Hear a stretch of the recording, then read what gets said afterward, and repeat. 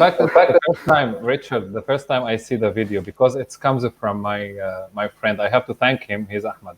Welcome, everybody. Welcome to Me versus AI for October session with under Pi and AI series from deeplearning.ai. Today, I have great panel. In fact, I have Richard Foster-Fletcher from MKAI from UK. He is too famous to highlight him, so I will let him lead this. Richard, welcome. Thank you so much, Ray. It's fantastic. I love collaborating with you. We are live on LinkedIn and we are live on Ray's YouTube channel today in this mix-up, this collab with two of my favorite people as well, who are directly below me, like in University Challenge, where I used to think that you had literally two levels of people. Do you remember that, Gillian? I do. I thought they were on top of each other, but it turned out it was just the camera. So I'm not really on Raj's head, but Gillian, wonderful to see you from Aiimi in Milton Keynes. Do you want to say hello? Hello. Nice to see everybody. and a little more about you. Yeah, I'm one of the directors at Aiimi. I've been involved with the data world for, well, too many years, but the grey hair gives it away. My whole focus, though, is how to apply these technologies into a real practical business world. So I'm looking forward to today's discussion. So fantastic. And Raj, so Raj, I used to do some little workshops on AI, and then I saw one of your workshops on AI, and I don't do it anymore because you're so much better than me that it was clearly the wrong job for me. And it's fantastic to see you present. 18 months ago or so in London. We've stayed friends, and here you are supporting this session. How's it going? Yeah, that was a good session, wasn't it? And they had decent food too, which was better. But I guess the interesting thing is, I've learned by doing a lot of mistakes. We in my life, we work with real customers, both big and small, and I know what goes wrong. Many of the people, the academicians and the scientists, and everybody knows what goes right. But, I learn from doing it and doing it wrong. So hopefully I can share some of my wrongdoings so that others don't do it today. So, let's see how it goes. Wonderful. And Raith, why don't you take the spotlight for a minute? You're doing some fantastically interesting work. What's rocking your world at the moment? Sorry? What is rocking your world at the moment? In fact, I have a couple of projects with a couple of friends right now I'm trying to focus on. But in fact, also I have, this is, let's say, the educational or volunteering projects. I have some other jobs. It's something I'm not very much proud of it because I'm still at home and trying to work all around the world because of this Corona lockdown. The most important thing we have with you on 21st the Explainable AI Forum with MKAI with two magnificent, great people. In fact, tomorrow I will speak with both of them because I'm afraid from this, Giuseppe Bonacorso and Dennis Rossman. Also, I have some project with Tom Ives related to some posts, kind of explaining automated pipeline for the machine learning. I just want to mention something about Raj. When you are doing something wrong and then learn from this wrong, in fact, it will be better and you will be able to explain it in a better way. And this is why I think it's the correct choice to be with us today, because today we will speak a lot about the wrong. What wrong we have to do. Happy to be here and, like I said, share all the wrongdoings. Okay, should I start, Richard? I will start just with a small presentation, or not presentation, introduction about our topic today. Wonderful. So I'm going to put Gillian up here to represent Aiimi, who she's with. I'm going to give a quick shout out as well to two other fantastic speakers, Josh Stanley and Luke Rollins from Aiimi, who will also be joining that session on the 21st. But Raith, this is your gig, so you steer us where you want to go. We're in good hands. Okay. So thank you, Richard. Thank you, everybody, for joining us today. And thanks especially for Gillian and Raj. I'm really honored with you. Today, why I choose this spreading data science culture. In fact, everybody in the world is looking for us just like a wizard, that we are doing something fantastic. But the bad thing about the wizard, if you are unable to explain how you did this fantastic thing, you will finish at the circus. And this is something nobody wants to do that. We need to make a real impact in our world. And this is why I choose this topic today. What is the best way to spread the culture of data science and AI? What is the real challenge that we are facing? We have great experienced people here, Gillian, Raj, Richard, with your also experience on all of these events and workshops. So I think you are able to guide us and guide all the participants to the correct way to spread this culture and tell the community, the society, and even the business partner stakeholders what's really data science is able to do and what's not, and how we are going to tell them this. I will start with Richard. Richard, you make your presentation, you introduce everybody, but I will start with this question to you. When you are hosting such an event, such like this one event, how you are able to know or predict that this event it will be successful one and the target it will reach to the audience or not? What is the main factors you are focusing on? What a fantastic question. I think for me, because I don't have the deep domain expertise that my guests have, it means that I have no choice but to try and be this conduit, this bridge between the audience and the speakers. To try and do that, I mean, we're getting up to 4 events now a month. We're looking at helping beginners do a little bit of coding, but really what we're trying to do is give them that aha moment. We all had it, right? Everybody in this call, wow, this machine learning, this deep learning, this AI, it's fascinating. And that's the moment. And big or small, it happens to all of us. And we're trying to trigger that. Totally about just motivating and encouraging people. And then we have our technical events, and that's about really giving people the meat on the bone, so to speak. And then we have our inclusive events and our business events. So it's a real broad spectrum. They've all got different ways to succeed. But I think really, if you can just keep it as a community, keep everybody onto one little space. I'll give you an example before I move on to the speakers. We still do our main events on just a standard Zoom. It's risky, right? Everybody's there. They can turn the camera on. They can turn their mic on. They can shout stuff that they want. But we create a culture of trust and a culture of kindness. So fortunately, nobody does. And it means everybody can see everybody. And I don't see that many others taking that risk. They prefer the webinar format. We prefer the risk, the upside and the downside of having everybody together, everybody inclusive. This is fantastic. And in fact, this is something I enjoy. I have to face this. Gillian, my question to you is, it's in a different way. I just want to know, I faced this multiple times and I wasn't sometimes able to do it in correct way. If you are talking about data science project or data science product or data science processes with non-specialized people, how to tell them what is the data science? What is the best way to tell them this is data science?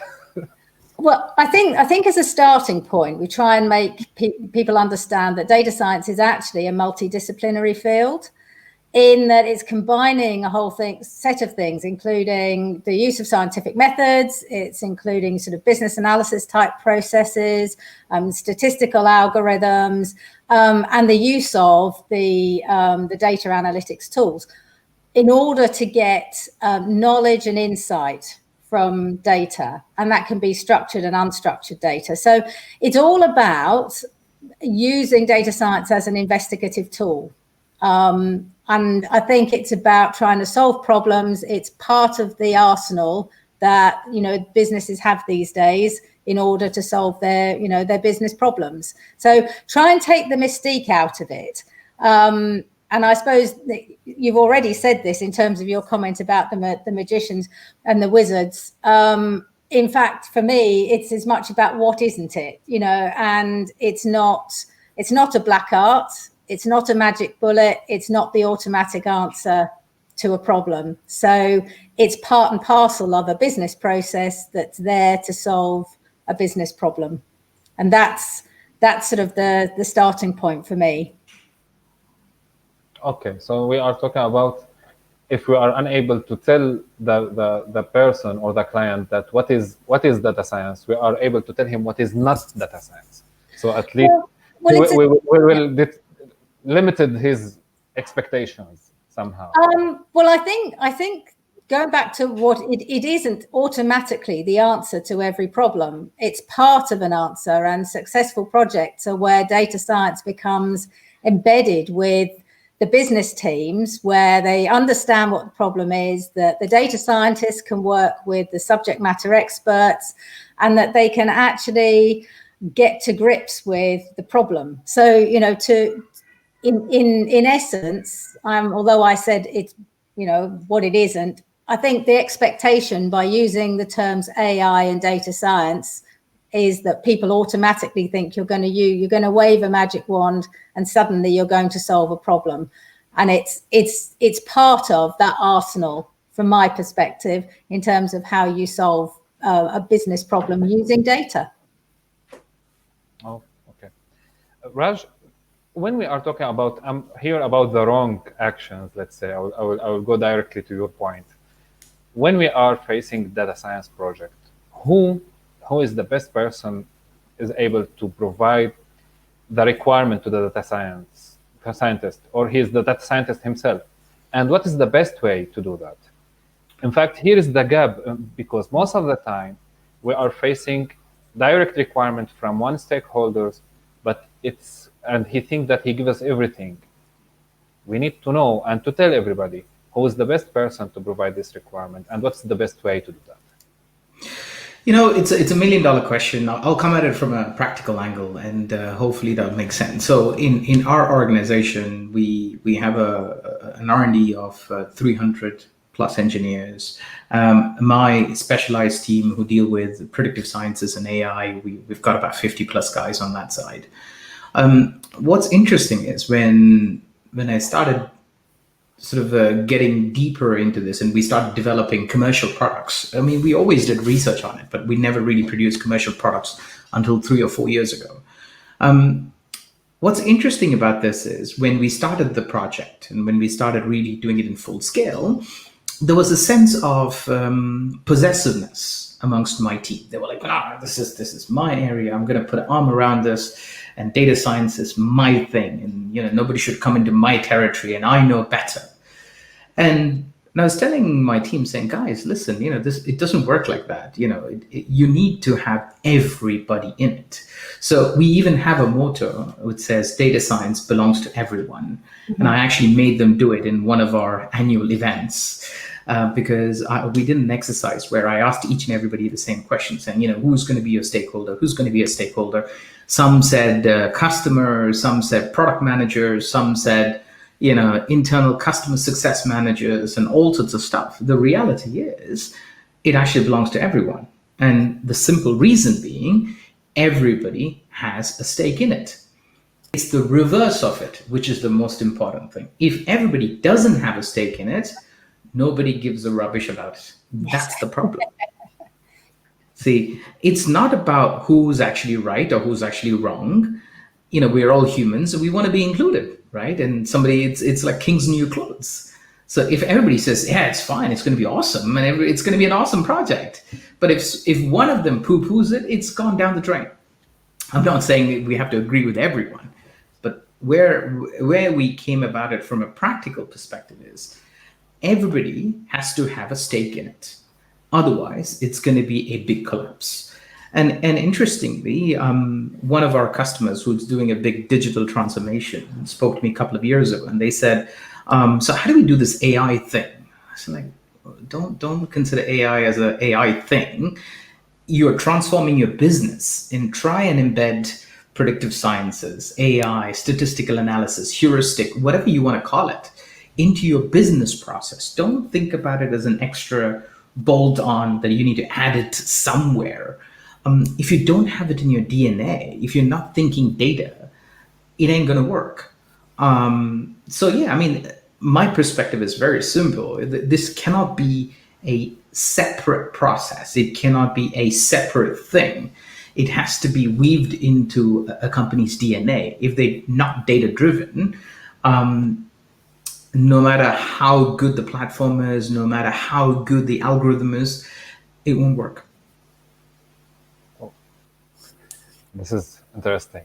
Now, in fact, about it didn't work and how to add this AI things, I have some scenarios, I don't go to mention it here, but it's telling you that, again, this is why, because the stakeholders or the clients, however he's asking for this services, he didn't understand exactly what it's performed. So according to that, he is asking for some prestige using it, from some added value just for marketing, and this is what we do, and this is how we do it. So that's why we have to understand exactly how to spread this culture, how to tell them. And this is my question for Richard, in fact, how we are able to reach for non-data scientists with our events. Right now, this session, I think most of our friends of the data scientists will be attending it. But if we want to target non-specialized people directly with some events or activities, how to do that and what we have to focus on?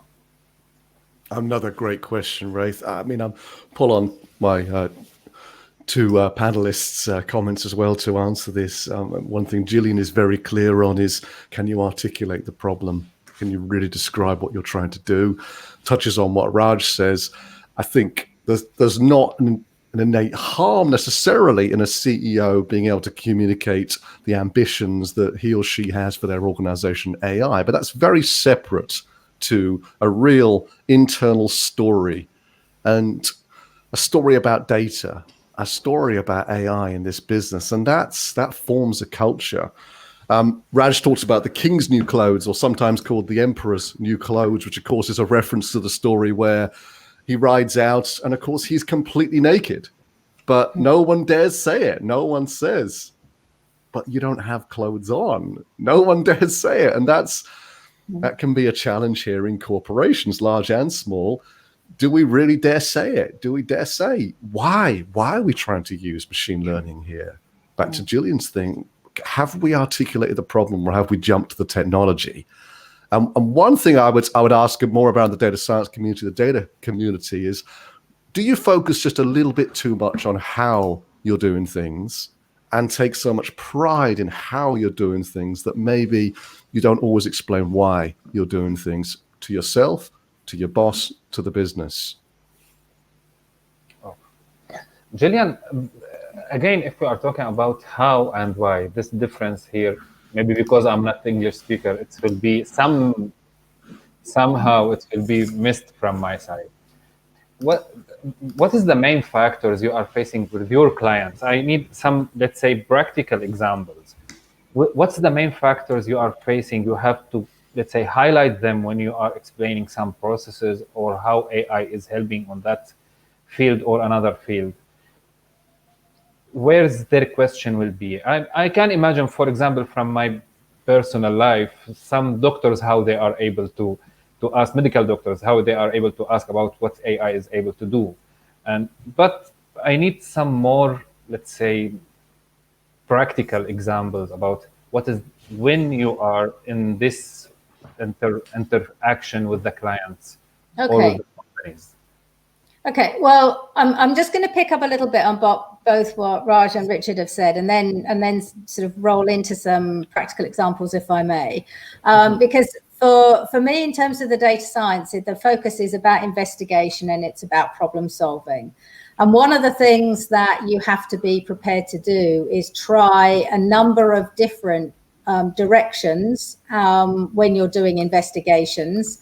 And you must be prepared to actually, through exploration, you must be prepared to actually come to a point where you say, this isn't going in the right direction. We must stop, we must pivot, we must change.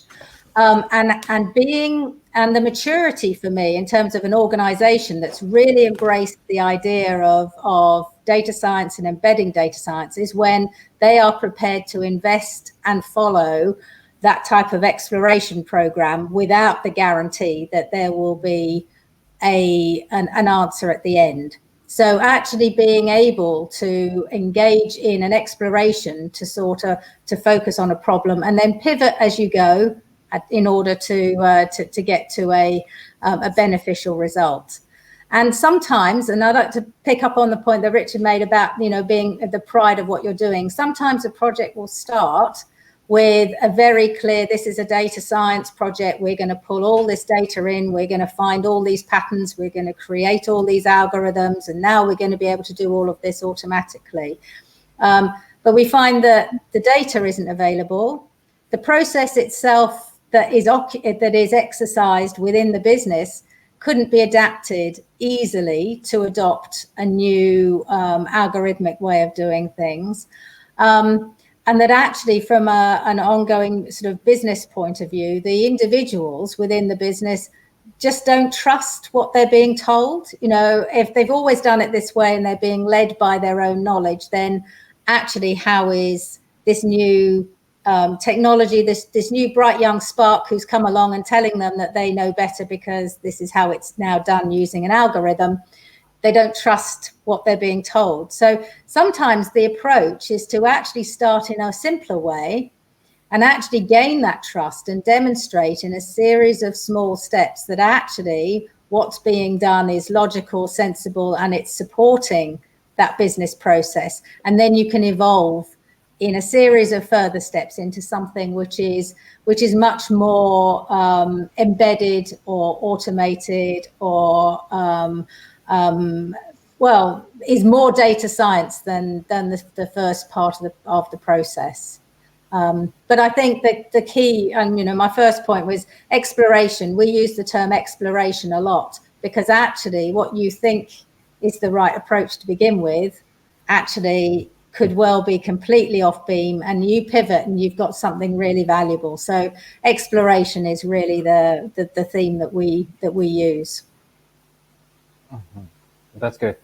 Raj, I just, when we are talking about the exploration and then talking about trusting what the client is able to tell you, and is he really tell you what he needs or tell you something else.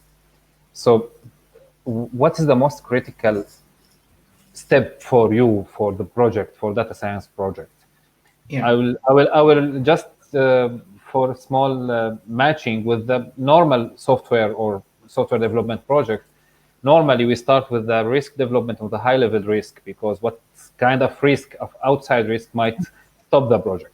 So this is what we normally use. But when we are talking about data science, what is the hidden critical point or step you are always take care about, because it's dangerous really?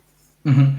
So it's an interesting question. I'm going to pick up on the trust part. And one of the good thing about what we do at Emarsys is we've got about 2,000 customers. So, you know, whatever we do, we have to do that scale. We can't do it like an agency style where we can't fine tune it for individual customers. We know the industry. We are good at marketing. We know how the marketing industry works.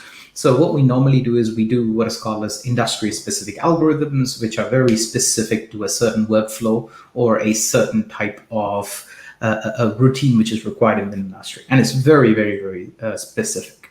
So even before we approach the customers, what we do is we test the same algorithm with multiple customers across different geographies, so that we know it gives a certain level of output and we know it's giving a certain level of confidence and things like that.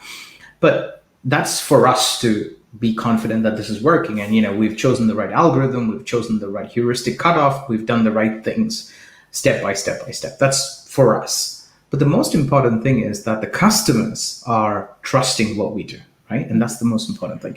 So even before customers buy or use, what we do is we create what is called as trust tables. A trust table is essentially a way of thinking, saying we're going to go back 24 months and we're going to start applying your algorithms 24 months, and month on month, we will give them an output which shows here is how we predicted it and here is how you performed.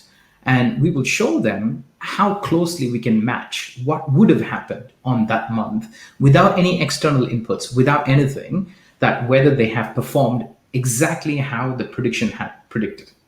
And that is an exercise which usually gets the trust from the customers. So even before they buy anything, we will put the trust table in front of them, and it's a free of cost service that we do, so that they know that there is something called as predictive science, which can actually help them to understand seasonalities, that certain things are predictable, certain things are not predictable.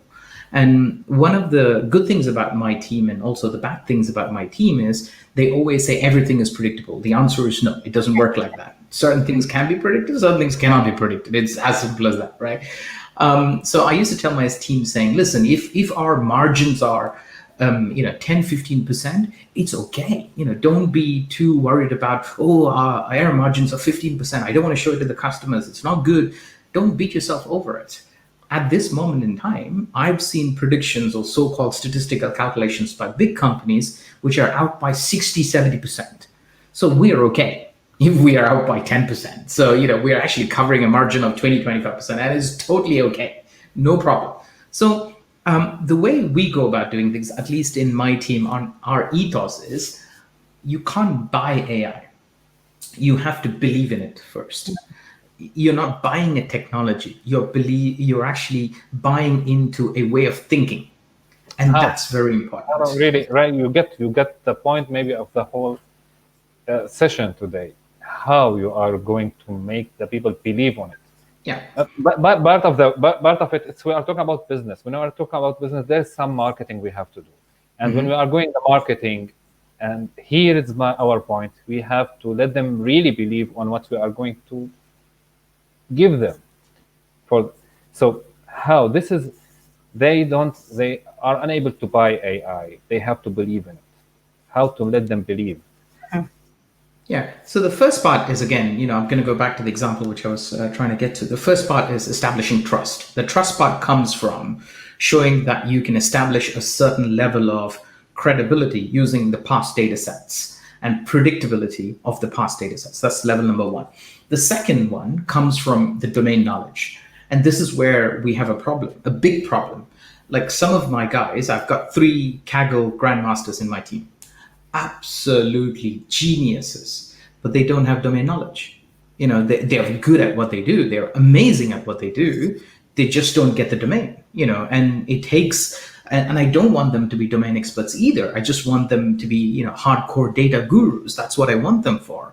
So you need another layer of domain expertise, which comes into play, which interprets that data and tells them saying, hey, here are the predictions. However, if you turn these couple of dials, you're going to increase your output like this. Step number 2. Step number 3, I always say, is go to the customer and give them a proof of concept, which is what we do. We always say, let's do a proof of concept on a very, very specific boxed up thing, and you're measuring it correctly, right? It's not just hand waving measurements or A/B split tests, which is rubbish, it's noisy, doesn't work. We go through a very specific process of going a control treatment test and giving them a statistical analysis of whether the output was statistically significant or not. So it's a 3-phase part. So the customer has to, first of all, have the appetite to go through the 3 parts. The customer has to believe in the fact saying, if they go through these 3 parts or the 3 cycles, at the end of it, they have something worth it, right? And that's where you need to educate your sales teams. And we have a big sales team. So majority of my role is to actually educate our sales team. When I say sales team, I'm not talking just about the guys who are on the front end selling stuff. We have customer services. We have people who are on the front end, helping customers in chat and things like that. So it's an organizational thing for us where each and everybody in our business have to, first of all, believe in it. And first of all, they have to know about it and communicate that to the customer. So it's not like a simple thing where saying, yeah, I'm going to buy it. You put a tender out, you buy it, and it's done. It's a very specific process. And if any one of the process fails, if any one of the cycle fails, what's going to happen is we've actually lost the trust for the person and we've jeopardized their job in their company. And that's dangerous.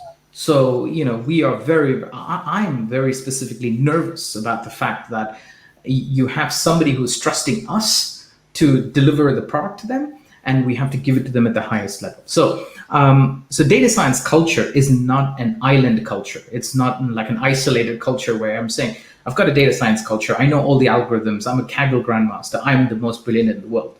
It doesn't work like that. It's more of like the inclusive culture, which Richard was talking about, where every single person has to come together to do it. And there are several processes in play. and you obviously need somebody to oversee the whole thing, all the cycles, because you need experts and you also need generalists in this. And I think that's where the issue is, and it's still in the nascent stages at the moment. The predictive sciences, AI, no matter how much we talk about it, is still very nascent. So it's going to take some time, but we'll get there. I will ask Richard one question, then I will close with our lady Gillian. So it's the same. How right now Raj give us clear process from his side about how he is interact with his customers and how the team is interacting and what's needed to be there. Now, if we want to draw something similar, how to make the society believe on AI. From your point of view right now, not with the project, not customer, total society, as events, as initiatives, as something you are able to do, what you are imagining, what's your vision on this one? Well, I love what Raj was saying, and I think he's answering the exam question today when he talks about belief, trust, trustworthiness. Trust and trustworthiness go beyond credibility, of course, and I know that Raj's business is very credible, but this needs to be how the company shows trust and demonstrates trust to their customers through their use and storage of data and their use of machine learning and other AI tools. He talked about recognition, he talked about empowering. These are all definitely part of an internal success culture. But your question to me was slightly different.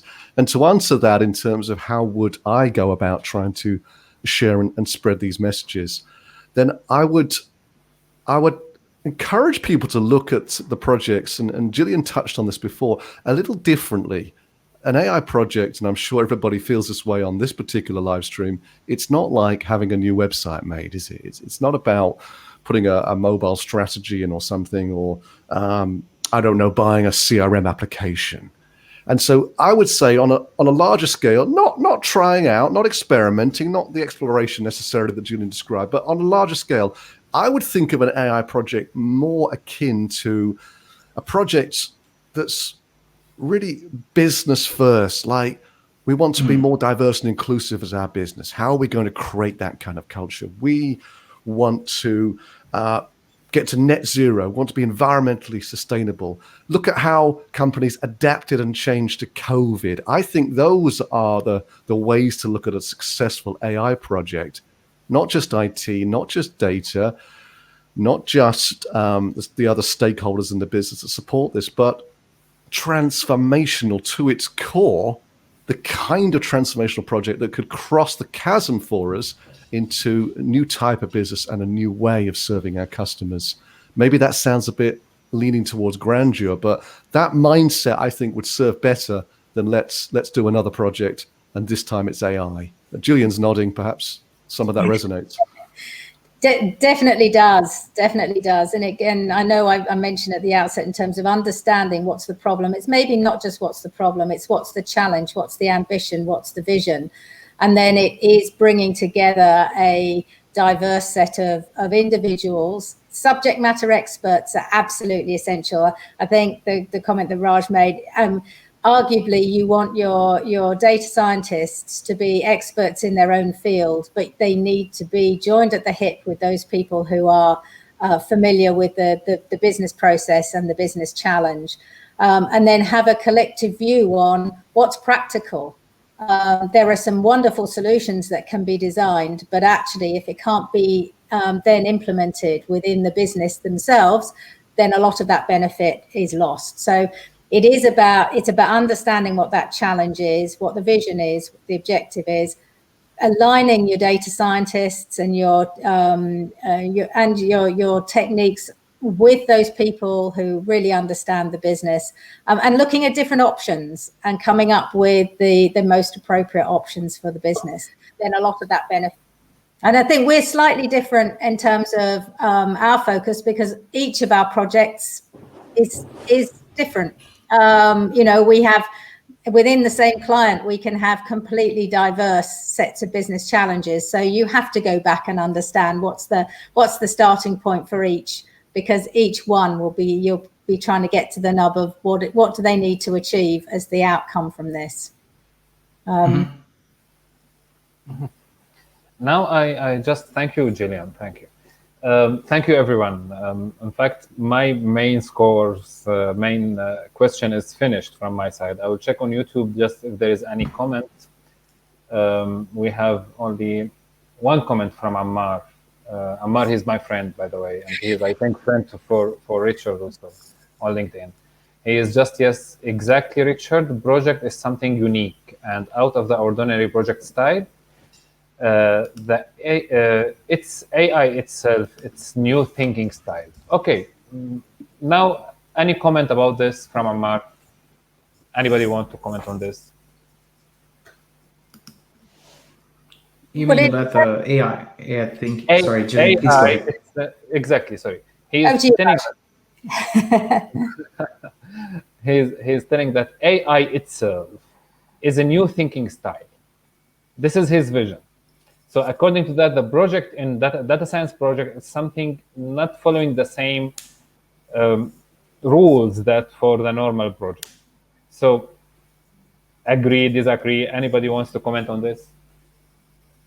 I'll go first. Gillian, please. Yeah, Gillian, please, and I'll go next. Yeah. I suppose in a way I would agree and disagree. It is a new way of thinking, and that's where I think my comment earlier about sort of exploration and coming up with different options, different ideas, different directions very early on, and being able to pivot those ideas is something which it's dynamic, it's agile, if you want to use that phrase. But it's not different in the terms of the fact that you still need to come back to who really understands the business and what are the measures, what is the value that's coming out of this. And it's not a theoretical project. At the end of the day, all of these things have to have some real tangible business value to them. And therefore, you have to keep that in mind. So yes, in some ways it's different. In other ways, I think it is, there are still the same controls and balances that you have to bear in mind. Mm-hmm. Well, totally agree with Gillian on that one. See, I mean, a practical perspective about data science, having worked with majority of the senior members, data science is only a means to an end. And I know this is going to be a controversial statement because every single person who's doing data science is just going to, bite my throat right now, but that's reality. The reality is it's a form of technology which is helping us to do something better. And that's the deal. And ever since, we had all the processes in play, the way we conduct projects should not change. It should start from vision, and we should think about going from A to B in the quickest possible way. And data science and all the elements within it will help us to get from A to B quicker than any other technology in the world. And that's reality, right? And the moment different teams understand it, the moment the teams get it, and it takes a while. It's like, getting the gears fixed.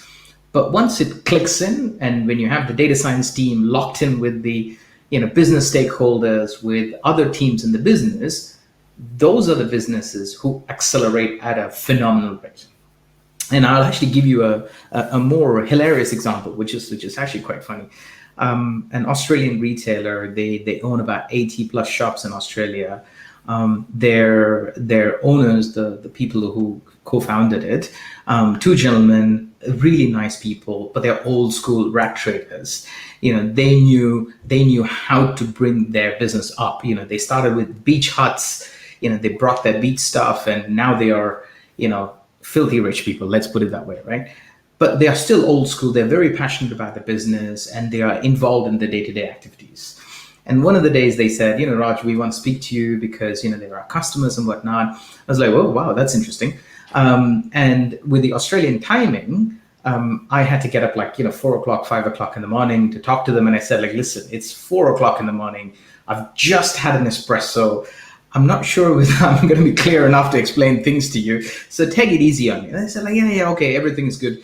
So, and one of the co-founders, he was talking to me and I was explaining, okay, we can do this and that and all the rest of it. And he said, do you really think that you can tell us what we need to buy next in the next 3 months. So like, no, I'm not going to tell you what to buy next. I'm going to show you how you can help yourself to know what you need to buy better, right? The reality is, it shouldn't be like this, where you are actually telling them or AI is telling them and whatnot. The moment they understood it, and I was trying to explain to them, see, when you were, doing it back in the 70s and 80s, how did you do it? And they would say, like, we were on the floor, we were taking notes, we were speaking to our customers, they were giving us data points. So I knew I need to go and buy, 300 bikinis or 400 flip-flops or whatever it is that they need to buy. And I asked him, so are you on the floor today? They said, like, no. So how many people are buying online? Well, 60% of people are buying online. Okay, that's good. That's a good statistic. So who's collecting those requirements? Yeah, our merchandisers are doing it. Are they online? They said, like, no, they are actually back in the shop. So here is your problem, right? So the merchandisers who are buying stuff are ignoring the complete set of data they have, which is online data, which is 60% of their sales, which is obvious. And I told them, listen, I'm not going to tell you how to do your business because you know your business better than I do. The reality is you're ignoring your oldest instinct that you had, which brought you from a small beach shack to this multi-billion-dollar business. So you've ignored that completely. And now the difference is, previously it was two of you guys who did it okay, but now you have like millions of customers buying from you, and they're always giving you the data. They're giving you more data than they ever gave you before. It's just that you don't have a means to do it. So what AI is actually giving you, or any data science is giving you, is the means to consolidate it and find some sort of a pattern which will help you to go and buy more. So that's how we kind of like express our views to the co-founders of the business, because you can't go and tell them saying, I know better than you. They're gonna, what they're gonna say, especially an Australian co-founder who are multimillionaires. They're gonna say, in foul languages, and I didn't want to take that early in the morning. So the best way to tell them is, listen, and what was funny is, and they said, oh, can we speak next week? And can you show me something, what you mean about it? So all we did was took their data sets and we showed them, listen, here are so many items which people are buying, but you're buying like 4 times the amount which is required, and you're not able to shift it, which means you're always discounting it, which means, this is not going to work for you, which means you're losing profit, you're losing your brand value and all the rest of it. He's like, yeah, that makes sense. So all we did was we just took top 10 of their products and we showed them how much money they're wasting in their business, not making. Forget the fact that they're going to make. It is just about how much they're losing. And one of the co-founders, who was quiet all along, he said, I like this guy. I said, you don't have to like me. All you have to do is your data, your thing. Just invest in the things which is going to give you the answer. Don't invest in, random stuff. This is something you need to start from top down. And ever since then, I knew for a fact, they've changed their way of thinking. So they're led by data, and and they're really good friends. And I keep in touch with them. I speak to them, on Fridays, and they present back data saying, "Okay, this is what we did. This is what we did, and this is how we went about doing it." It's amazing. It's amazing to see how, when people see the benefit of it, they will actually change. But the most important thing, the underlying theme behind this is, one of my close friends, who's the CDO there, he's been banging his head against the wall for about 8 months to get the budget. And I told him, come on, you just need to be human about it. You just need to just come down and say, hey, listen, this is what it is. But he's been showing all the fancy charts. He's been showing all the analysis. He's a hardcore techie. I know he's a hardcore techie at heart. But the problem is, it's not about the tech. It's not about anything else. The reality is, it's just down to the basics. It's about explaining the data in a way which makes sense to the ultimate stakeholder. In this case, the ultimate stakeholder is the co-founder of a business. But sometimes, and Richard and I spoke about this last time, the ultimate stakeholder is you and me. We are all the consumers out here. We are the consumers. We are the ultimate stakeholders. With GDPR coming in, if somebody's asking for data from me, I am the ultimate stakeholder. right? And you are the ultimate stakeholder. Gillian is the ultimate stakeholder. So the data science thinking process needs a little bit of a shift, right? I mean, we are truly maturing into the maturity curve now. As we keep maturing, the way we think about it should change, the way we collect data should change, the way we explain it to people should change. So that's my perspective on this. Can I just raise a point, Ghaith? Do you mind? Sure, go ahead. Raj, I mean, there's a saying, isn't there, for everyday people, that how you do one thing is how you do everything. When we used to hire for salespeople, we'd watch. How did they speak to the receptionist? How did they get out of their car? Did they slam the door? It's the stuff that they don't think you're seeing that really tells you about somebody. So yes, that we might be the consumers and we might be the ultimate stakeholder in that sense. But when I think about a company, how do you treat your employees? How do you treat your partners? And of course, how do you treat your customers? And I just think, how many companies out there right now, people listening here, how many of your employees right now are on a kitchen bar stool hunched over a laptop, breaking their back because, I don't know, how long's COVID going to go on for? Maybe I should, maybe I shouldn't. Whereas some companies have invested, haven't they? They've brought the office home, the air conditioning, the ergonomic chairs. And this is that mindset that I think we're all touching on, isn't it?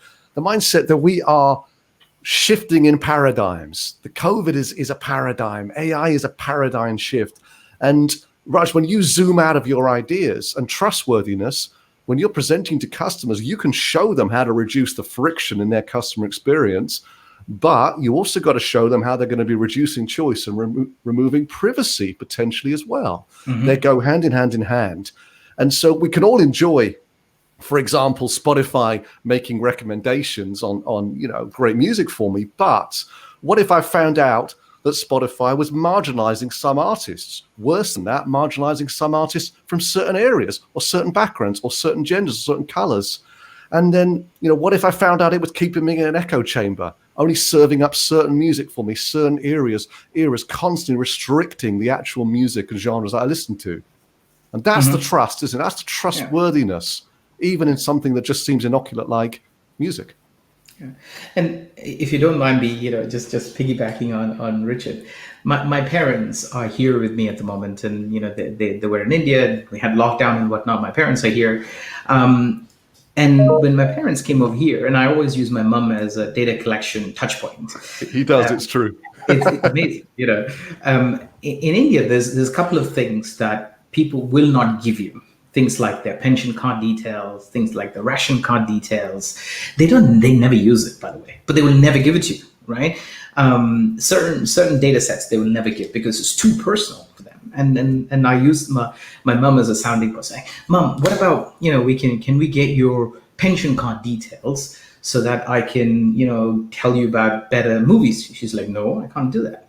So, okay. So, during the COVID situation, the shops were shut down. How about you give me your pension card details and a ration card details, and another service knows exactly what you buy, and they will actually deliver the right thing to you because you can't go out and nobody's delivering it to you. What do you think about it? She's like, "Yeah, of course I'll give it to you." That is number one. I was shocked when she said that because that is reality. And Richard speaks about that, and I like about that. The word he uses is value exchange.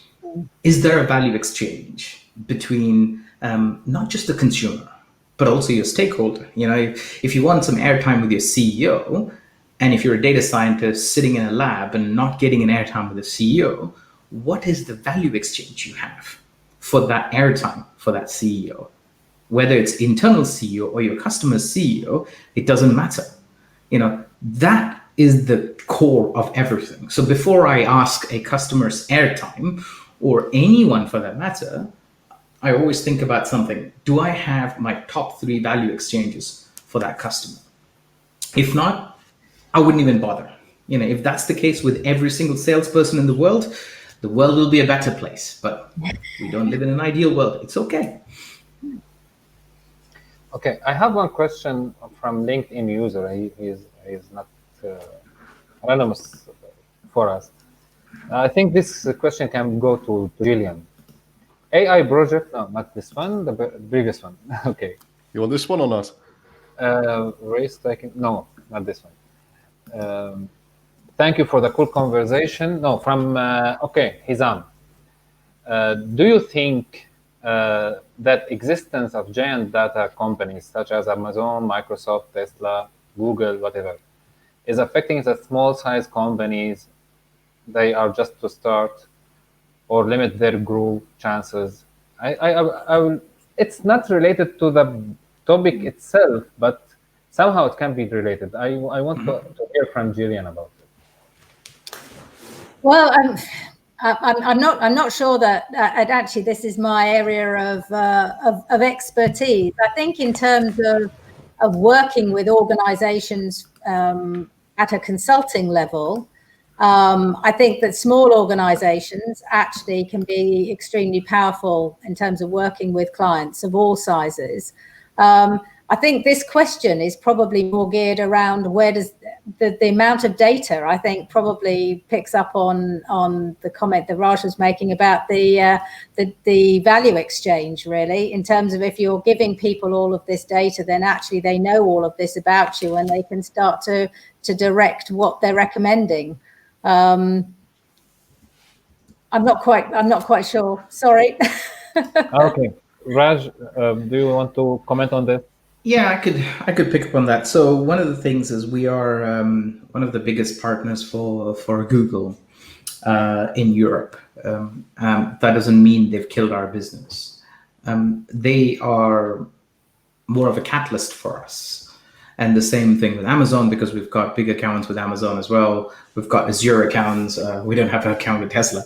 But the point being, what Amazon and Microsoft and Google, what they're trying to do is they're trying to be more of a infrastructure provider, is more along the lines of being a catalyst for growth. They have communities and they're growing the communities, and they want big industries to thrive on it.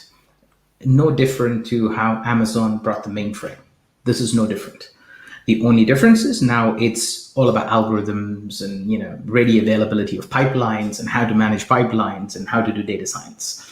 It's no different to how the revolution happened before to now. So on the other hand, here is an interesting thing where whenever customers come to us and say, hey, how do we go about doing this? How do I explain this to our end stakeholders and things like that? One of the things I say is Google, for example, when you sign up, they give you a few $100s worth of free credit just to play with it, right? The first thing I do is, I actually get them online saying, bring your Excel sheet, download it from your CRM, bring your Excel sheet. I'll show you a couple of things. I show them a couple of things. It's exactly the same thing with Amazon and all the rest of it. They give you free credit, you use it. The beauty about that is the light which shines in their eye when they realize, wow, I'm not even a data scientist. I don't have to code or anything. I can use tools like AutoML or the simplest of the tools to get the output where I can go and show it to my boss saying, okay, it's worth spending another 100 grand, 50 grand, get a team together and do something on the side is priceless, right? So for me, the point being, all these guys are pushing more towards infrastructure development. Obviously, they're going to fight between themselves for the market share, but I don't think they're going to be like taking over the domain expertise and what like companies like Emarsys can offer or any other company can offer. So it's going to be a coexisting mutual relationship between domain expert kind of companies and also the end user. And if I explain this correctly, we have customers. So we buy from Google, and we also provide our services, which is Google's infrastructure, to our end customers. And our customers also buy directly from Google because we actually help them to connect with their BigQuery or whatever infrastructure they have.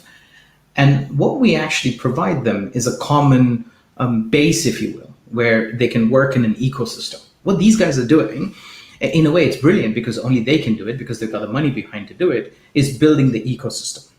So who's going to get the biggest market share? I don't know. If I did, probably we'll all be billionaires because we can buy their stocks. But the point being, we cannot exist without them, and they cannot exist without us. And it's a mutual relationship between what they do and we do, and it's not like them against us. This is my personal opinion, by the way. It's nothing to do with how the world is going. Okay, Raj, thank you. I think. Yeah, well, I'll do a very quick bit on how the world is run then, Raj. If you're not willing to go there, I'll I'll venture north. Let's not forget to answer Hassan's question. Microsoft's got 200 billion cash in the bank, Apple 250 billion, Google rumored to have $1 trillion in the bank. Why have they got that? What are they trying to hold on to? What innovation are they preventing from do that? So you will get the answer to your question, Hassan. We all will when we see what happens in augmented reality in the next couple of years. If these big players, Facebook, Samsung, Google, Apple, others, if they open up the system, if they allow people to access data, they allow some fairness and some democracy and even some decentralization on what data is shown in the lenses and when, then we'll say, yeah, they're allowing the market to thrive. If they try and create monopolies, if they use addiction specialists to work out exactly what advertising to put in front of your eyes and when, then we'll know the opposite. And my fear is that it's going to be monopolies. Okay, thank you, Richard, for that. Richard, first I have to say hi to Giuseppe. He has one comment, Giuseppe Bonacorso, our friend. I cannot see his name without reading, so that's why. So consumers are the ultimate stakeholders only if they can value their stake. I think, as Richard says, that there is still strong asymmetry between data producers for free and data users to earn. So this is his comment on that. I check if there is any other question. There is a lot of question, in fact. I'll take this one from Charlie. Yes. How do you envision the data scientists and domain experts from different industries working together within and across digital ecosystems? I would like to answer. That's one for Gillian and Raj, definitely. I'll kick off in terms of, we've already started to see it actually, in terms of, we do a lot of work with the utilities, and a number of the people who've joined the utilities have come from other industry sectors where they've been used to using, say, more of the robotics, more of the sensor technologies. They've used some of the more automated decision making as part of their day-to-day processes, and as part and parcel of what they're bringing their operational domain expertise and coupling that then with some of the data science, the data analytics within the utility sector, actually able to apply some of those concepts and technologies across from industry to industry. So I don't know whether that's for the theme of what was being asked as the question, but that's definitely at a practical level what we've started to see.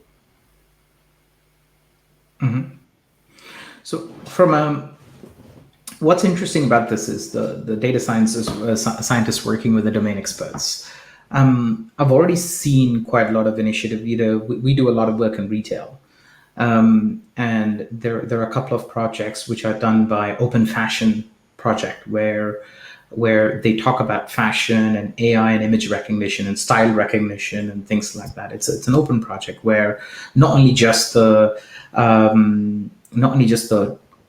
data scientists come into play, but you also have the fashion experts come into play as well, where they're all collaborating by saying, okay, this is the way to recognize a certain dress, and this is the way to recognize a certain style, and there is a value exchange between how data scientists see the input from the fashion experts who probably use iPhone and that's pretty much it, whereas on the other end of the spectrum, the data scientists only know about the hoodies, like me, for example, right? So when you have like two different sets of people meet in these open projects, you get some absolutely beautiful outputs. The Fashionpedia project, which is one of the open projects which is available right now, it's one of the most amazing projects I've ever seen, and it's open source. Everybody uses it. We use it too, by the way, to do some fashion related work. So and all of this has started because there is a specific need in the business. So And there needs to be some sort of an initiative where people come into play saying, okay, I'm going to bring communities together, like, data experts together, data scientists together, but also the domain expertise together as well. And it's only going to be in pockets. It's going to happen, and they're going to recognize it in like one of these 4 companies we spoke about, where Richard said they have a lot of bank balance, will recognize it, and they go, yeah, okay, now let's put a common framework together where everybody can start working on. It is just about to happen. We're on the precipice of it, and it's only a matter of time. It's going to click, and there's going to be little communities everywhere for every single thing we can imagine. But it's not there yet. But that's the only way it needs to happen, where there's a common framework for people to work on. I have I have one suggestion to you, please, because we have a lot of questions. There's one question related to the peers. There is some other question related to the business. So for Gillian, Richard, and Raj, is it possible, I will forward this question to you, and if it's possible, just for you to answer it somehow, and I will forward by email to everybody, because I think we don't have a time to ask all of the question right now. So this is just a suggestion for you. I hope this will be okay.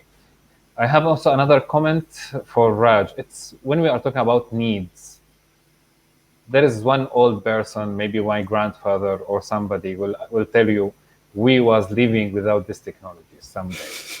So I think there we have to, and this is the most important part of the business, the stakeholders with the, let's say, consumers. Until now, it's not a need for them. We know the possibilities. When we are changing between this, when we are telling that you have possibilities, you are able to explain it to them in a better way, they will feel that it's need. For them, it's not need still until now. It's just kind of comment. It's not for sure you give great examples, except this comment from my side. So I will let you just to give us, each one of you, just how to close. Richard, Gillian, and Raj, and thank you for this session. Just tell me your thoughts, final thoughts. Richard. Focus on the why more than the how. Gillian. Yeah, I would be absolutely the same in terms of what's, in effect, it's a new technique to solve a problem. So actually the problem's there. Therefore, let's use the latest techniques to find the solution to the problems. Mm-hmm. Right. Yeah, absolutely. Before I answer that, obviously, I really enjoyed. Thanks for the opportunity. And Gillian, it was amazing listening to you, and Richard, as always. But the most important thing for me is, and Richard and Gillian said it's the why. But it's also the question is the need will rise. It's not if it's going to rise. It's a question. It is going to rise. It's inevitable. Like in Matrix, they say it's the inevitability of it, right? How long can you sustain is the ultimate question. The second question is how long can you sustain before collapsing is the second part of it. So that's my closing process of it. It's the inevitability of it. Brands, customers, whoever it is, they pick this up. They're going to survive. If not, it's going to be difficult. Great. Thank you, Gillian, for joining us today. I'm really happy with that. Thank you, Raj. It was a great show by your side also. Mm-hmm. Richard, as always, I'm hosting you in your home, so that's the most important part today. And thanks everybody who participate. I promise I will send the comments to you if there is any, if you are able to comment on it or answer these questions. And thank you for joining. Goodbye. Thank you. Thanks, Raith. Well done. Thank you. Bye. Yeah.